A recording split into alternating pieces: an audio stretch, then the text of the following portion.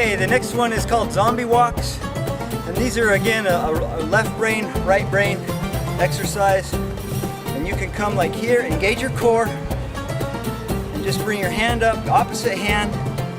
And if you want to do a little bit more advanced, you can come up here, touch your toe with your hand. Okay? And for you cheerleaders out there, I guess you can go higher.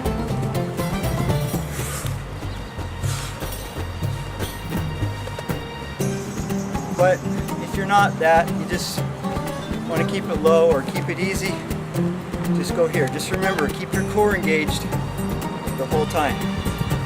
Okay? And don't do same side, because that doesn't engage the right neurons in the brain. Alright? You can help me count. And good. Okay, the next exercise is called a bucket push, or bucket pushes, and it works the calf muscles, it works the shoulders, and you're doing an isometric push. Like you have a bucket on your head and you're pushing the bucket off of your head. Imagine it actually weighs 20 pounds and you're pushing it off your head. So we're going to do a squat and a push and then lift up on your toes and come back down. Okay? That's 1, 2, and breathe. 4, 5, 6, and 7, and engage your core. 8, nice and slow.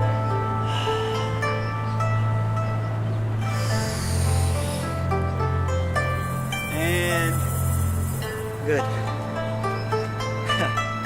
Okay, the next exercise is similar to the mule kick, squat, chest press, but this is a roundhouse kick, squat, and a military press, okay, which we did with the bucket push.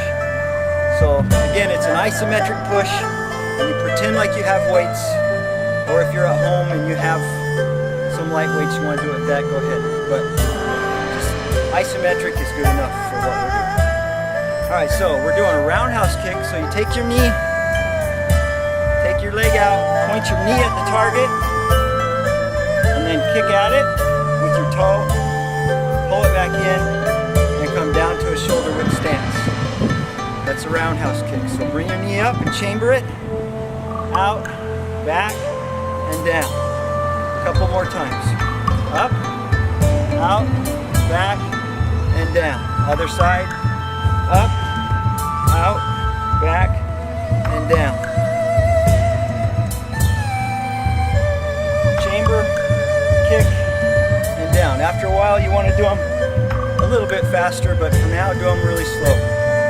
Then after you do the roundhouse kick, we'll squat, we'll press, and come up on your toes. I'm on a hill, so it keeps wanting to make me go down here. And then come back down. Roundhouse kick, squat, press. Core engaged. Kick.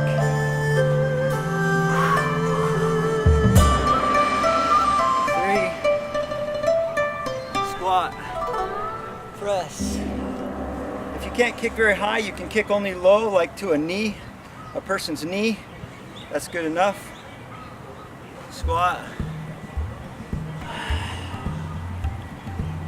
And last one.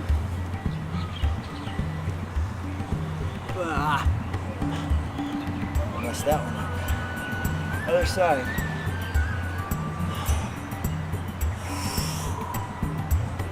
I didn't come up on my toes.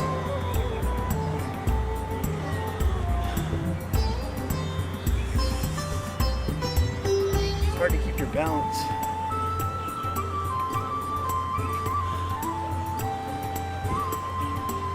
When I go down and touch my knees to my elbows here, and then up. Again, core engaged all times.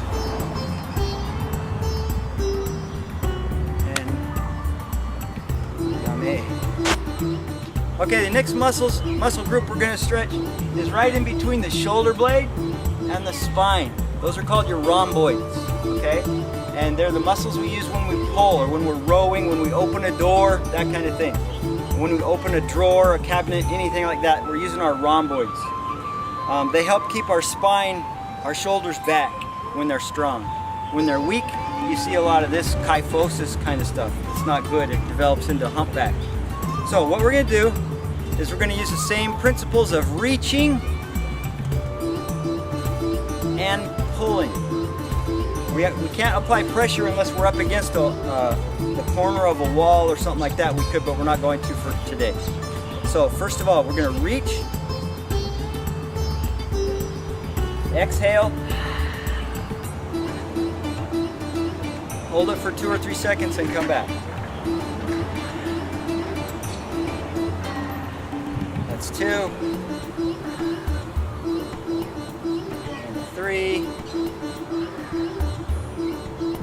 and 4,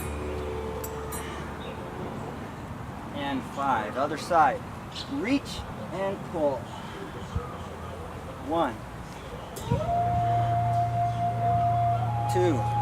Really arch your back right in your shoulder area. That's 3,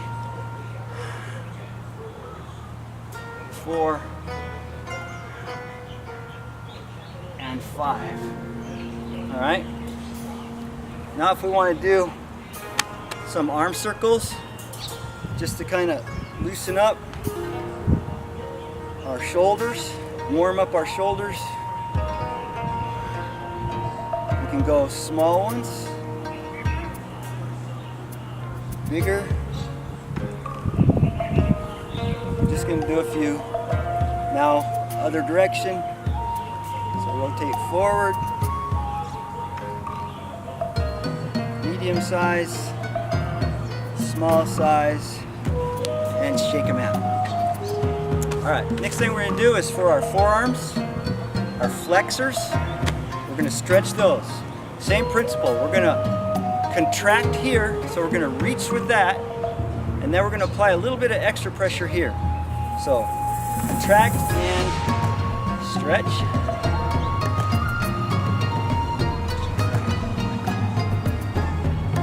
And stretch. That's 2. And 3. 4. You only want to hold this because it's maximum stretch for like 2 or 3 seconds. After that, the stretch reflex kicks in and your body fights it. Okay, other side. Contract with your extensors and pull with your other hand and exhale. 1, 2, 3, 4, and 5. Okay, good. Now we're going to stretch these, and this is what a lot of people get tendonitis, either from, they also call it tennis elbow, from playing racket sports, from using a screwdriver, a hammer, or believe it or not, a keyboard and a mouse. A lot of checkers can get this too from contracting these muscles all day long and not stretching them out. So we're going to learn how to stretch them out. Make a fist. Pronate your wrist, which means turn it to the outside. Keep your fist tight, and then put your thumb at the wrist crease. Put your fingers behind the knuckles, and then you're going to do a Japanese wrist lock on yourself.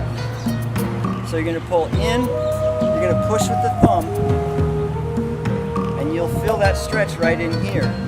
And then you want to pull it up. And as you pull it up, the stretch will climb up your forearm.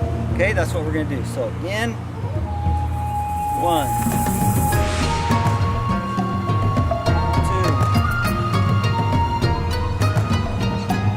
2, 3. You notice I bring my hand out to here every time. That's like squeezing a sponge and then releasing the sponge to let it fill back up with blood and lymph and nutrients. Last one, other side. Fist, point it to the outside, so roll it to the outside, pronate, put your thumb in the wrist crease, wrap your fingers around the knuckles, Japanese wrist lock yourself. Okay, and first you're going to feel it down here, so do a couple there, and then we'll roll it up.